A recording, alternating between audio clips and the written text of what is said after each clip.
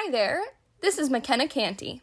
I'm a senior at UMass Amherst and an intern with the New Music Alliance, a nonprofit organization dedicated to helping the careers of Western New England artists who write original music. You're about to hear my interview with SnowHaus band member Nathan Galloway.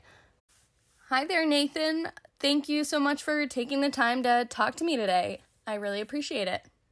For the listeners that are probably listening on the Radio Music Hour YouTube playlist, they just heard your song Skeleton. So can you tell me a little bit about the process of writing that? Yeah, sure. So Skeletons, I'm like trying to remember where it first started. I think it was that song was probably written almost 5 years ago. Oh wow. Which is crazy to think about. Since it's one of our most recent releases, but I remember, let's see, I think I wrote the basic, parts of the song just like sitting in my bedroom, in the fall of 2016. Maybe that was 4 years ago. I don't know. I can't count.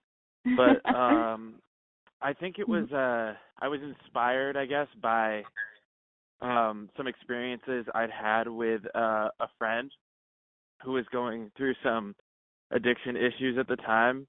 Mm-hmm. So like because a lot of the times when I write a song, I'll just kind of sit down and start playing something, a guitar, and just kind of see what bubbles to the surface. As far as lyrics go, that I think the first line that I wrote was, "Can you see you are a skeleton of yourself?" And I just kind of took it from there, I kind of whipped it out. That was one of the times where a song just kind of, when it comes and it comes fully, very easily. Awesome. No fighting it, you know what I mean? And then I had just started playing with the drummer that is currently in the band named Andrew. He's been in the band for about 4 or 5 years, whatever. So he had just started playing with us, and I was like, hey, it looks like you're going to be in the group. You want to work on this new song? I just wrote it upstairs, and I remember working on it with him, and it was one of the first, if not the first original tune that he and I worked on together. It ended up being, tabled for a long time because we hadn't even released our full length yet. So it was just kind of one of the songs that was in the ether, partially finished as a band. When we transitioned to a 3-piece, at the end of that second year, that was when we sat down and hammered the rest of the song and just put the finishing touches on it and went into the studio. That's awesome. That's so cool how it just kind of falls into place like that, though, even after a little bit of time. Yeah, no, it is kind of interesting how certain songs, they just will come out no problem, but maybe they don't get finished with the band or recorded for years, Yeah. But they still get used. That's so cool. Yeah. Do the three of you have any musical inspirations for your band? Inspiration, I mean, sure. I think we all have different ones, personally, I grew up listening to a lot of classic rock and reggae and hip hop and stuff, but got into indie rock really hardcore and emo revival, punk rock. And that was kind of the phase in which this band really grew out of, was this indie punk rock emo thing. And Twinkle. I mean, that was what started it, but that certainly is far from all of the influences to the music, because I listen to everything from country to EDM and metal. So it's kind of whatever. And I know that our drummer Andrew listens to a lot of heavier stuff. He's into more hardcore punk and all sorts of stuff, as well as folk punk, and he also just loves the Red Hot Chili Peppers, for example, and so does our bassist. Oh yeah, Nick. Yeah. And Nick loves a lot of math rock and just interesting progressive stuff like RX Bandits and whatever. So I feel like we're all kind of all over the place. So that's kind of what influences how we tend to be a little bit genre bendy. in our music because we're willing to like pull from a wide variety of influences that we have. Yeah. That's so cool. You're listening to an interview with SnowHaus band member Nathan Galloway. How would you maybe describe the band's music to someone who hasn't heard it before? Sure. I mean, yeah, I feel like I alluded to it a little bit, but yeah, absolutely.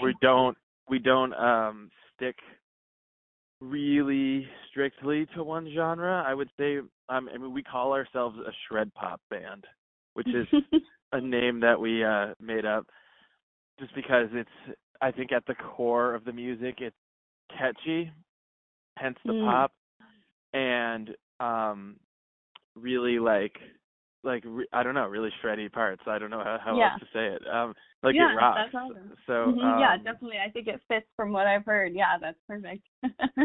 yeah, because I mean, I feel like we draw from, all sorts of places. There's some math rock elements, but we're definitely not a math rock band.